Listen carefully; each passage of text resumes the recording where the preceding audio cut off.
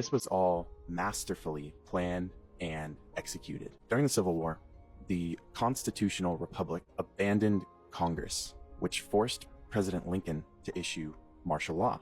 At this time, the Republic was taken over by foreign insurgents who replaced it with the United States of America, Inc., in all caps, in 1871. A corporation that had the same name, the United States. What better way to replace it without anyone noticing that they just got turned into a business and commercialized? Now, this corporation was later purchased by the banking powers behind the Fed in 1912. The Fed was created in 1913. Why did this happen?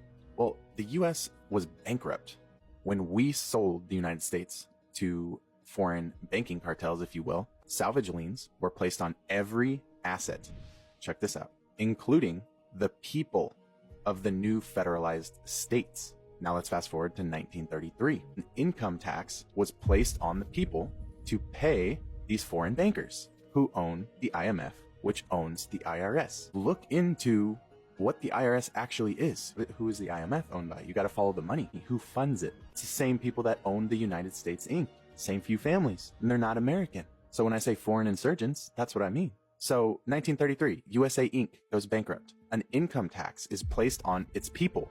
In other words, you and I were turned into property. Look it up. We were turned into cattle, and we were collateralized in order to turn us, humans, flesh and blood, into a means of paying off a massive debt. But the problem is that while you are technically a person, you've entered into contracts that you're completely unaware of, such as your birth certificate, social security number, etc., that are all saying, I consent to being collateralized. You're living as property, as opposed to living as a blood and flesh natural being. On paper, you are property. You are a corporation right now.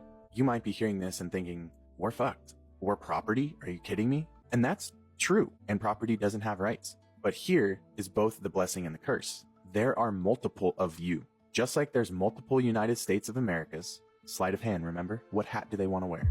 There are multiple of you. The insane irony in all of this is the fact that they are actually now liable for all of your alleged obligations, aka debts. That's what a debt means. You can play a wrong move in chess and still win the game. And commerce is chess. Their greatest attempt to set us back actually is their greatest weakness.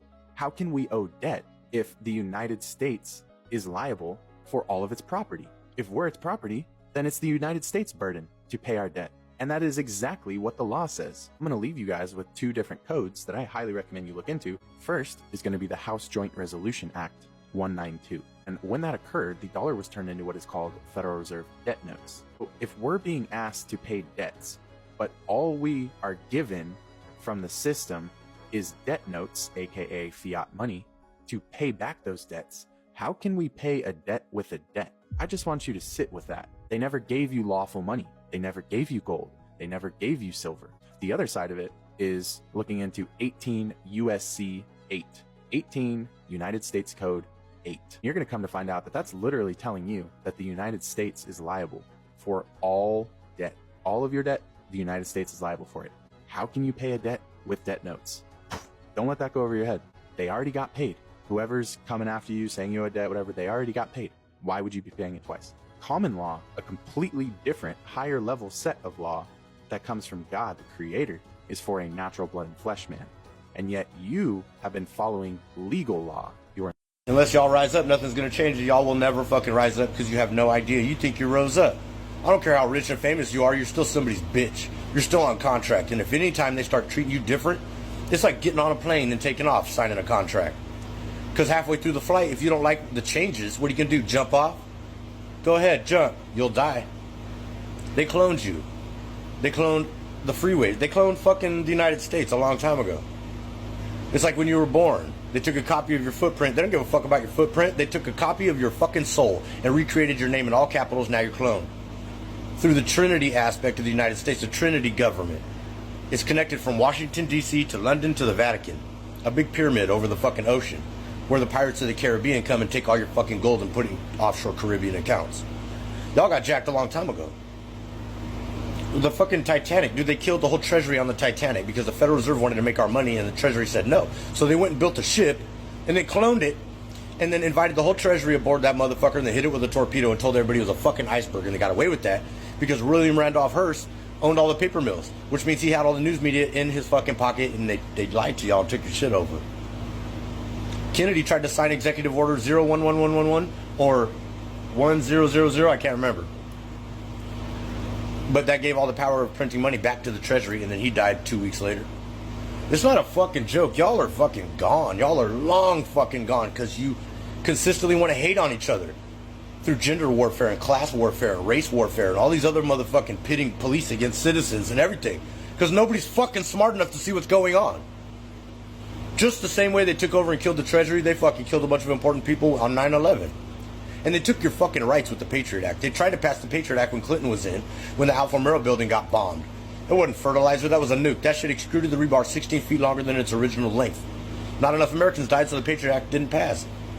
But on 9/11 it did. But it shouldn't have. Because there was no real passengers on those fucking planes, because those were missiles with holograms attached to them. We were bombed and nuked, and that dust was 0.7 microns. The only thing that'll produce a pyroclastic flow like that is a nuke or a fucking volcano, and there wasn't no volcanoes around that day. There was microwave cars in the parking lot, thermite pouring out of the fucking buildings, molecular dissociation taking place in the basement weeks, years. You still can't pour concrete there because of whatever weaponry that they used with the Doomsday plane, that white plane that was flying around shooting, projecting sound and sight. Y'all got fucking fucked over. And it ain't changed. As soon as they passed the Patriot Act, you lost all your fucking rights, and they could raise rent to whatever it is. They could leave your fucking wages where they're at and raise rent through the fucking roof and make everybody fucking homeless. They can make fake food, GMO food, and you can't do shit.